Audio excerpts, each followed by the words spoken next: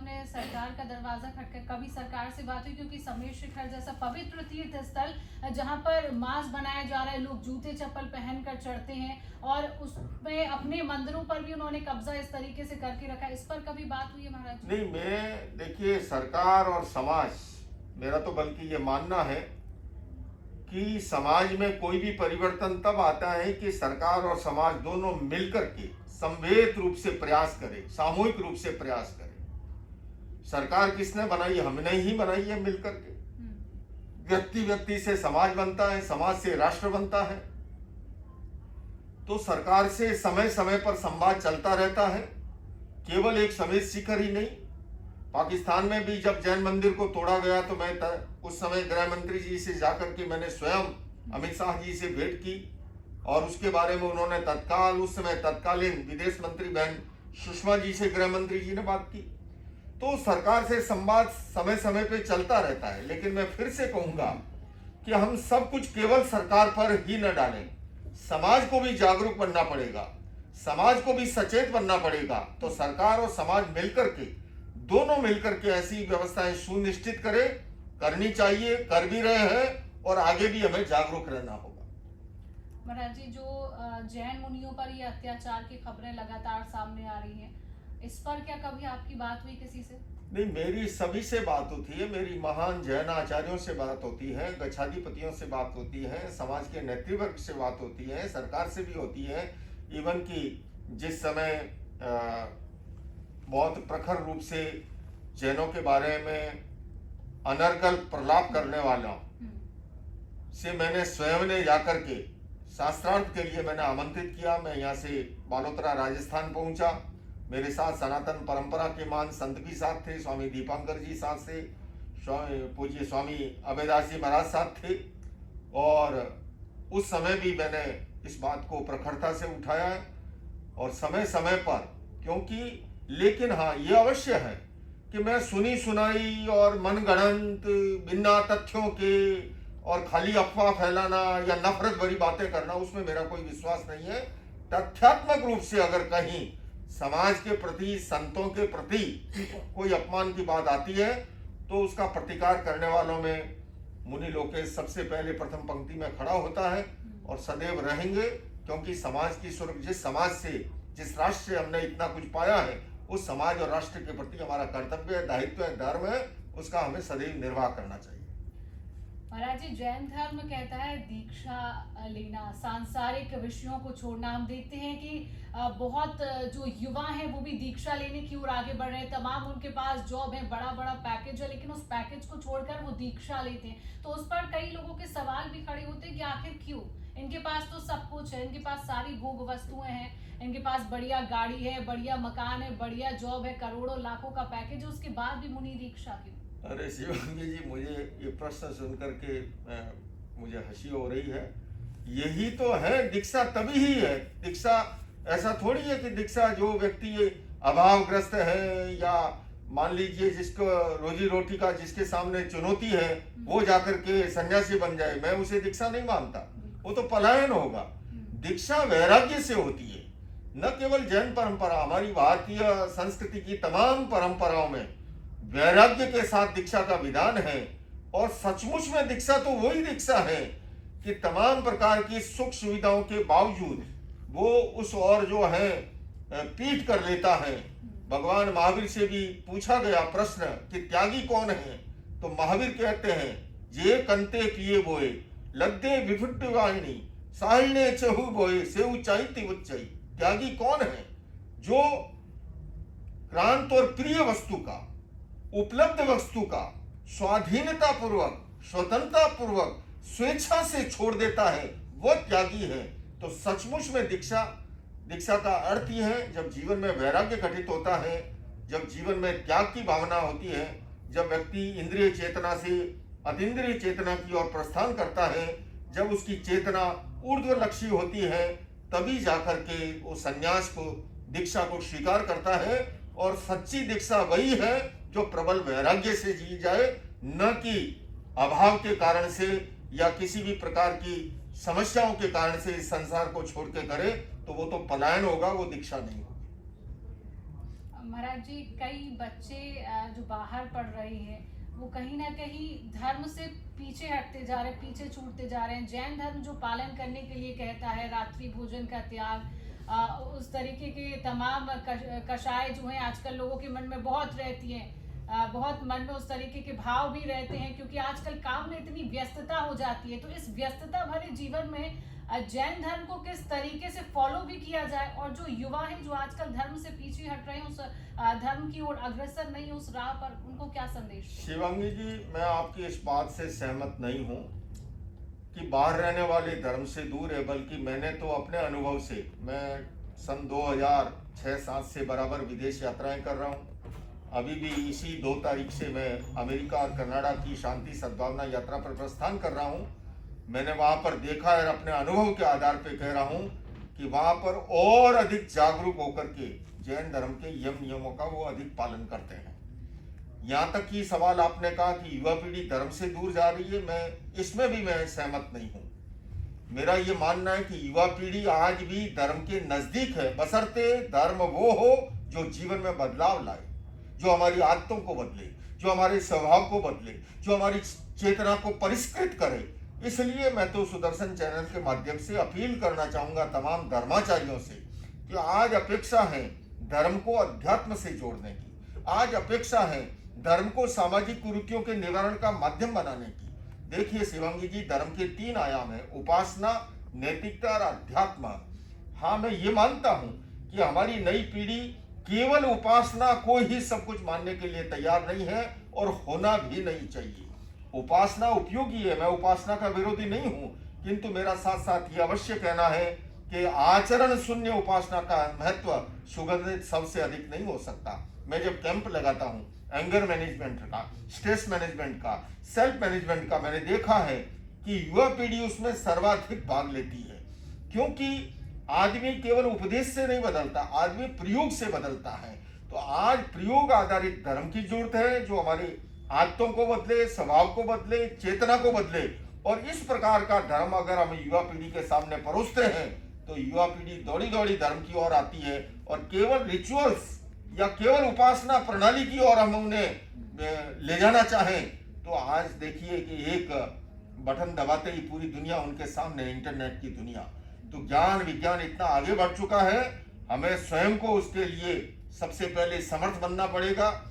एक जमाना था, माता पिता जो भी बच्चों को कहते थे वो बिना कुछ तर्क वितर्क किए उसे स्वीकार करते थे।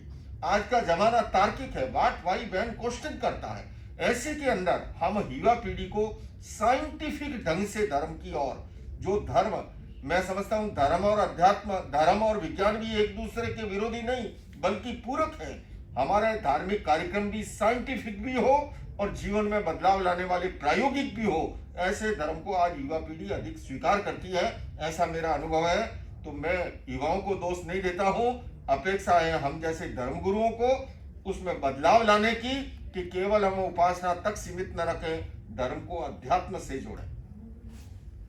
आज का जैन समाज धार्मिक रूप से सक्रिय है, और उसके साथ साथ क्या लगता है आपको सामाजिक रूप से भी परिवर्तन ला रहा है समाज? देखिए, समाज को और अधिक जागरूक होने की आवश्यकता है।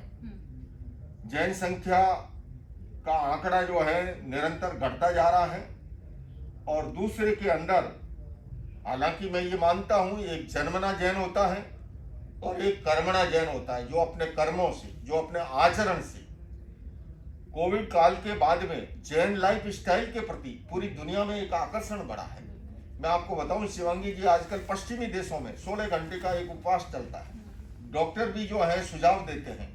लेकिन मैं आपको बताऊं हमारी जैन परंपरा में ये नौकार्षी और पौर्षी का जो विधान है वो क्या है, वो यही है कि सूर्यास्त के बाद यूज नहीं करते हैं, और सूर्य उदय के भी नौकार्षी या पौर्षी एक प्रहर के कालखंड के बाद में पदार्थों का उपयोग करते हैं। तो ये साइंटिफिक जो है जैन जीवन शैली, जैन लाइफ स्टाइल बहुत ही साइंटिफिक है, बहुत ही रिलेवेंट है, और कोविड काल के बाद में पूरी दुनिया के अंदर उसके प्रति आकर्षण बढ़ा है। हमारी भारतीय जीवन शैली के प्रति आज मेडिटेशन, योग, वेलनेस, आयुर्वेद, ऑर्गेनिक, नेचुरोपैथी, इन सब के प्रति रुझान बढ़ता जा रहा है। तो मैं समझता हूँ इसका फायदा समाज को भी उठाना चाहिए, जन्मना जैन के साथ साथ कर्मणा जैन की बहुत बड़ी संख्या तैयार हो रही है। मैं आपको कहूँ, विदेशों में वीगन का एक कॉन्सेप्ट चला है, शाकाहार से आगे का ये स्टेप है जिसमें डेयरी प्रोडक्ट्स ही यूज नहीं करते हैं, और बहुत बड़ी संख्या में गोरे जो हैं वो वीगन बनते जा रहे हैं। तो ऐसे के अंदर हमें जैन जीवन शैली को, अनेकांत दर्शन को, अहिंसा के दर्शन से दुनिया को परिचित कराना चाहिए और उसके लिए पूरी रणनीति बननी चाहिए। मैं समझता हूँ करोड़ों करोड़ों लोग जो हैं कर्मणा जैन बनने के लिए तैयार हैं।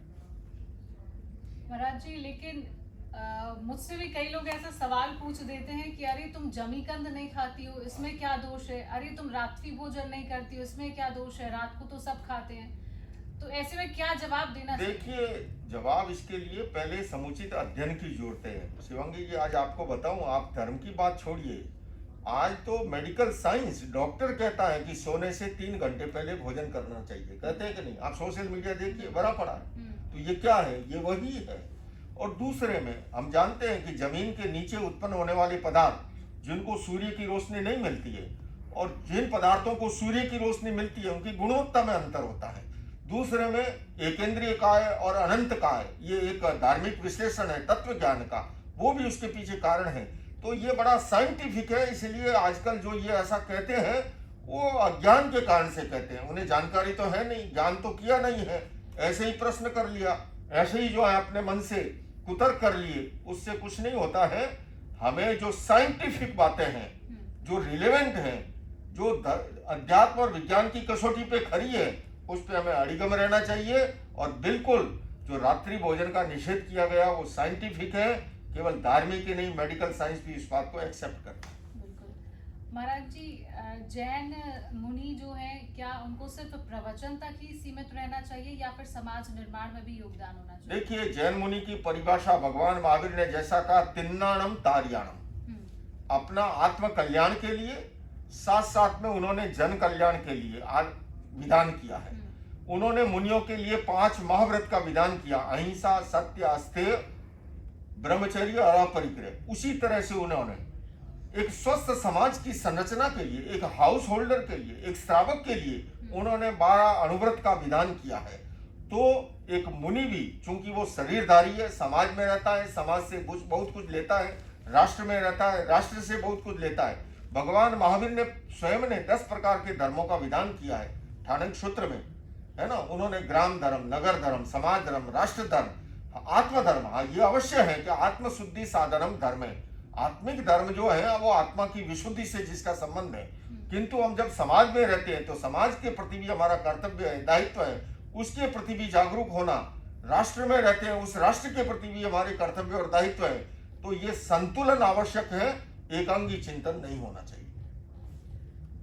महाराज जी, कई बार कई लोग सवाल ये भी करते हैं, जो दिगंबर जैन मुनि होते हैं वो नग्न होते हैं, उस पर भी कई तरीके की टिप्पणियां जो है, जिन लोगों को पता नहीं होता है उसमें कई तरीके की टिप्पणियां जो है वो सामने आती हैं। आपने खुद नहीं कहा, जिनको पता नहीं होता तो उनको पता करना चाहिए, उनको अध्ययन करना चाहिए, उनको अपना ज्ञान बढ़ाना चाहिए।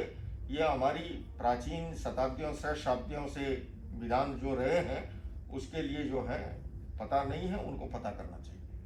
महाराज जी, जैन धर्म क्या शिक्षा देता है और आप आज के जो युवा वर्ग हैं, आज के लोगों को क्या संदेश देना चाहेंगे? देखिए, मैं युवाओं से एक ही अपील करना चाहूँगा। मेरी दृष्टि में शिवांगी जी, एक युवा का स्थान, शरीर में जो स्थान स्पाइनल कॉर्ड का है, मेरुदंड का है, रीढ़ की हड्डी का है। क्योंकि अगर मेरुदंड, स्पाइनल कॉर्ड लड़खड़ा जाए तो पूरा शरीर लड़खड़ा जाता है। तो समाज के अंदर युवाओं का भी वही स्थान है। तो युवा जितने समर्थ होंगे उतना ही हमारा राष्ट्र और समाज तेजस्वी होगा। मैं युवाओं से बहुत आशावान हूं और युवाओं से कहना चाहूंगा कि आज हमारी संस्कृति के सामने एक अपसंस्कृति का संकट खड़ा है और मेरी दृष्टि में ये दिए और तूफान की तरह है। ऐसे के अंदर हमें दिए को सुरक्षित रखना, उस अपसंस्कृति के तूफान से बचाना, उसका बहुत बड़ा दायित्व युवाओं पर आता है। और युवाओं की बदौलत ही आज हमारा देश तेजी से आर्थिक विकास कर रहा है और ये तीसरी बड़ी इकोनॉमी बनने की दिशा के अंदर अग्रसर है। तो मैं युवाओं से बहुत आशावान हूं और युवाओं से अपील करता हूं कि हमारी जो अनेकता में एकता की मौलिक विशेषता इस देश की, बहुलतावादी संस्कृति इस देश की खूबी है। सर्वधर्म सद्भाव इस देश का मूल मंत्र है। उस संस्कृति के संरक्षण के लिए, संवर्धन के लिए और साथ साथ अपने जीवन में नैतिक, चारित्रिक और मानवीय मूल्यों के उत्थान के लिए, समायोजन के लिए संतुलन जीवन शैली को अपनाएं। हमारी संस्कृति में सदैव संतुलन की बात हुई है। उपनिषद में पढ़ ले, पुरुषार्थ चतुष्टय की कल्पना की गई। भगवद गीता जी को पढ़ ले, भगवान महावीर ने महाव्रत और अणुव्रत की जो बात की, ये संतुलन की बात है और संतुलन से ही हेल्दी सोसाइटी का निर्माण होता है। तो मैं युवाओं से अपील करूंगा कि वो स्वस्थ जीवन शैली को अपनाएं, संतुलित जीवन शैली को अपनाएं। उसी से उनका स्वयं का भी और समाज और राष्ट्र का भी उत्थान होगा। महाराज जी, समाज को कैसे आगे आना चाहिए? जैन समाज कैसे अग्रसर हो? क्योंकि लगातार जिस तरीके से आपने भी कहा कि समाज लगातार जो है संख्या घटती जा रही है, तो कैसे अग्रसर रहे? क्योंकि कई मामले भी सामने आते हैं समाज को लेकर, उन्हें आंदोलन करना पड़ता है अपनी बात जो है सरकार तक पहुंचाने के लिए। देखिए, आंदोलन वगैरह ये एक लोकतांत्रिक देश के अंदर उसका हिस्सा है, लेकिन जैन समाज ने सदैव आंदोलन करते हुए भी उन्होंने अहिंसा का रास्ता अपनाया। उन्होंने कोई तोड़फोड़ नहीं की, उन्होंने कोई समाज और राष्ट्र को नुकसान नहीं पहुंचाया और लोकतांत्रिक प्रणाली में हर किसी को अपनी बात रखने का अवसर होता है और मिलना चाहिए जैन समाज में। महाराज जी, जब समेध शिखर को पर्यटन स्थल घोषित करने की बात कही गई तो उसमें हमने देखा कि युवाओं की भागीदारी बहुत रही है, तो उस भागीदारी को आपने किस तरीके से देखा? देखिए, युवा जो है वो ऊर्जावान होता है और युवा किसी सक्रिय कार्यों के अंदर बढ़ चढ़ करके भाग लेता है और आंदोलन अपने आप में एक सक्रियता चाहिए उसके अंदर, है ना। और तो ऐसे के अंदर बहुत स्वाभाविक है कि युवा जो है, युवा अपने समाज के प्रति भी, क्योंकि युवाओं में जोश होता है, लेकिन जोश के साथ साथ होश भी जरूरी होता है। तो युवाओं से बहुत बड़ी अपेक्षा है समाज को। जहाँ कहीं भी समाज के सामने संकट खड़ा हो, उस समय युवाओं को जागरूक रह करके समाज के उन कार्यों के अंदर बढ़ चढ़ करके भाग लेना चाहिए। चलिए, तो ये थे हमारे साथ परम पूज्य मुनि श्री लोकेश महाराज जी, जिन्होंने तमाम सवालों का जवाब दिया है और किस तरीके से युवा जो है वो जागृत हैं और युवाओं को किस तरीके से आगे और आना चाहिए, समाज किस तरीके से अग्रसर रहे, तमाम सवालों के जवाब आज मुनि श्री महाराज जी ने दिए। महाराज जी, आपका बहुत बहुत धन्यवाद, आप हमारे साथ जुड़ी और आपने तमाम सवाल किया। बहुत बहुत धन्यवाद।